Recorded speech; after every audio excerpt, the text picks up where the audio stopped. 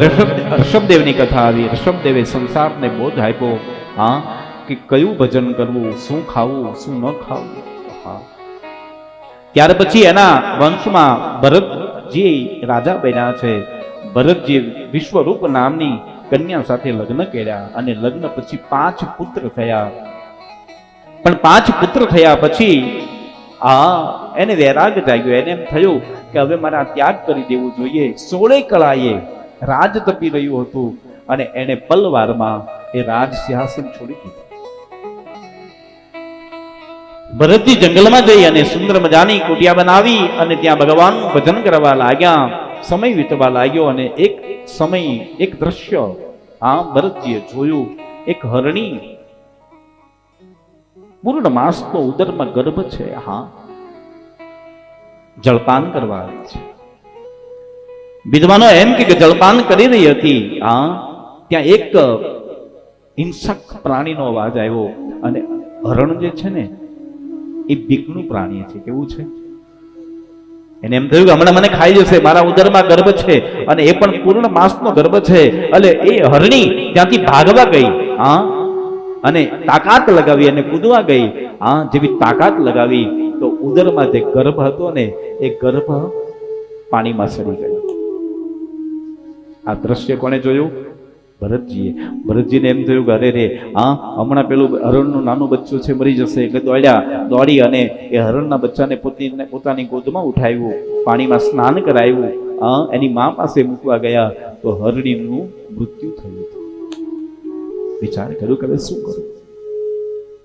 ભરતજી વિચાર કર્યું કે એને હું જંગલમાં છોડી દઈશ તો કોઈ હિંસક પ્રાણી એને મારી નાખશે. લાવ, મારા કુટિયા પર લઈ જાઉં, થોડું મોટું થશે એટલે પછી એને હું જંગલમાં છોડી દઈશ.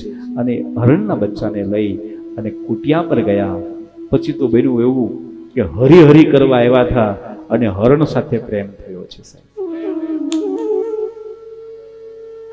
આ કથા પરથી મને તમને બોધ મળે છે. આપને પણ હરિહરી કરવા જ આવ્યા છે, પણ પરિવારના બમળમાં એવા ફસાયા છીએ કે હરી સાઈડ પર થઈ ગયો.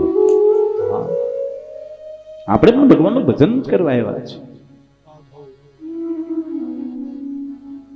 પણ એક દિવસ એવું બન્યું કે હરણનું બચ્ચું જે ભરતજી દિલો જાન ચાહતા હતા એને છોડી અને જતું રહ્યું. જંગલમાં ખૂબ શોધ્યું છે પણ ન મળ્યું. શરીર જીર્ણ બનવા લાગ્યું અને હરણમાં એની આસક્તિ વધી. એને થયું કે અરે રે, મારું હરણ ક્યાં ગયું હશે, ક્યાં ગયું હશે, ક્યાં ગયું હશે. અંત સમયે હરિની બદલે હરિહરી કર્યું છે. અરે હરણ હરણ કર્યું છે. અમારા વિદ્વાનો એમ કે એનું મૃત્યુ થયું, એનો બીજો જન્મ થયો છે હરણીઓની. બસ સીધી સિમ્પલ કથા છે કે બીજા આપણો બીજો જન્મ હું જોઈએ એ આપણે નક્કી કરવાનું છે. સાહેબ, અંત સમયે જો હરિ યાદ આવી ગયા તો સમજી લો તમારો બેડો. અને અંત સમયે અરે રે, હું જઈશ પછી મારો ડોગ શું કરશે? લો તો ડોગ. જેવી જેવી તમે યાદ કરો એવી.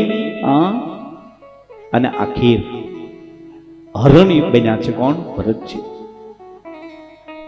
પછી બન્યું એવું કે એને હરણ યોનિમાં ગયા પછી પણ ગત જન્મની થોડી સ્મૃતિ હતી.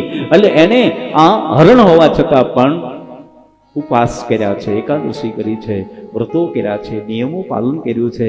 પાછા હરણ યોનિમાંથી મુક્ત બન્યા અને પાછા એક પવિત્ર બ્રાહ્મણના ઘરે એનો જન્મ થયો છે. પછી એને નિર્ણય કર્યો કે હવે કોઈ સાથે વાત નથી કરવી, કારણ કે વાતો કરીએ છે તો કદાચ કોઈ જગ્યાએ માયાના વમળમાં આપણે ફસાઈ જઈએ. એટલા માટે બિલકુલ શાંત રહે, અલમસ્ત શરીર થઈ ગયું. કોઈ સાથે બોલે નહીં ને, તો ત્યારે એનું નામ ભરત જ હતું, પણ કોઈ સાથે બોલતા નહીં એટલે એનું નામ પડી ગયું જડ ભરત. અને એ જડ ભરતે મહાકાલીના એ પરમ ઉપાસક હતા. માં જગદંબાની એના પર પૂર્ણ કૃપા હતી. એક દિન કી ઘટના ઘટી કે રાજા રહુગણ પાલખીમાં લઈ રાજાને લઈ પાલખીમાં કપિલ મુનિના આશ્રમમાં જ્ઞાન દેવા માટે જતો હતો. એમાં રસ્તામાં એક સેવક શું કહેવાય બીમાર પડી ગયો. એટલે પાલખી કઈ 3 જણાથી ઉચકાય નહીં. તો નગરમાં આવ્યા તો ભરતજી ચોરા પર બેઠા હતા, અલમસ્ત શરીર હતું, એટલે એનો હાથ પકડી અને પાલખી પાસે લઈ ગયા અને એના ખંભા પર પાલખી મૂકી છે. તો પણ એક શબ્દ ન બોલ્યા. ભરતજીએ પાલખી લઈને ચાલવા લાગ્યા, પણ ભરતજીની દ્રષ્ટિ નીચે છે કે મારા પગની નીચે કોઈ કીડી મંકોડી મરી ન જાય, મને પાપ લાગશે. એટલે કોઈ કીડી મંકોડી આવે ને એટલે કૂદકો લગાવે એટલે પાલખી હલે એટલે રાજા રહુગણ જે પાલખીમાં બેઠા છે એને લાગે એટલે એને બૂમ પાડી કે સીધા ચાલો. હા, ત્યારે પેલા 3 જૂના હતા અને કીધું કે રાજન અમે તો સરખા ચાલીએ, પણ આ નવો આવ્યો ને એ જ બરાબર. 1-2 વખત આવી ઘટના ઘટી ને એટલે રાજા રહુગણે કીધું પાલખી નીચે મૂકો. પાલખી જેવી નીચે મૂકી એટલે રાજા રહુગણ એ પાલખીમાંથી ઉતરી મ્યાનમાંથી તલવાર કાઢી અને જડ ભરતને મારવા માટે જેવો હાથ લંબાવ્યો ને ત્યાં તો ડાબા ખંભા પર જનોઈ જોઈ અને જનોઈ જોઈને તો હાથમાંથી તલવાર પડી ગઈ.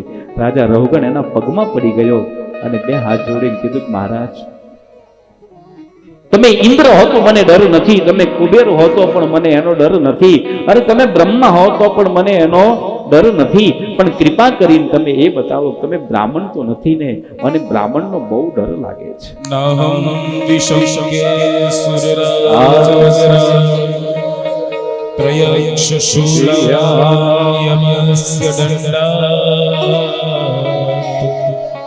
નાગ્યાર્ક સોમાનિલવીત પાસ્ત્રાત શંખે બ્રહ્મકુલાવમાના. તમે કોઈ પણ હો એનો ડર નથી, મને બ્રાહ્મણનો ડર લાગે કે મને બ્રાહ્મણનો શ્રાપ ન મળી જાય. આમ તો ભરતજી કોઈ સાથે બોલતા નહીં, પણ તે દિવસે ભરતજીના મુખમાંથી એમ કહેવાય કે જ્ઞાનગંગા નીકળી. એને રાજા રહુગણને કીધું કે હે રાજા, સ્વપ્નમાં ભોગવેલો ભોગ વ્યક્તિ કદી ભોગવી શકતો નથી. આપણે ગમે એટલું મીઠું સ્વપ્ન આવે, પણ જ્યાં સુધી આપણી આંખ બંધ હોય ત્યાં સુધી આંખ ખોલો એટલે સ્વપ્ન તમારું ખતમ થઈ જાય.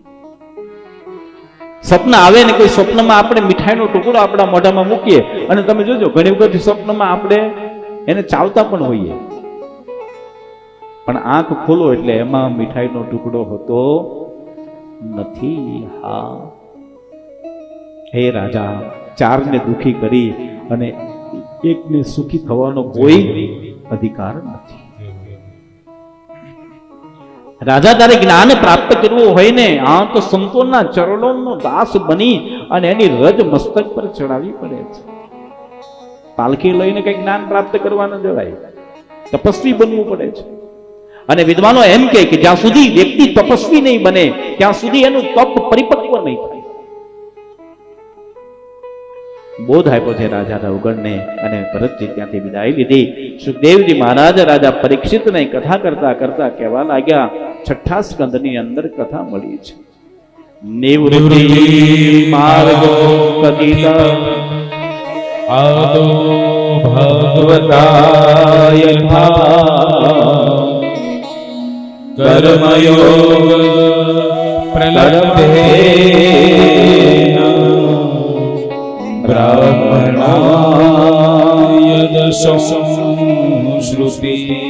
વિદ્વાનો એમ કે ત્યાર પછી નામ સ્મરણમાં કેટલી શક્તિ છે એની કથા મળી અને અજામિલ નામના બ્રાહ્મણની કથા મળી અને પોતાના પુત્રનું નામ નારાયણ રાખ્યું.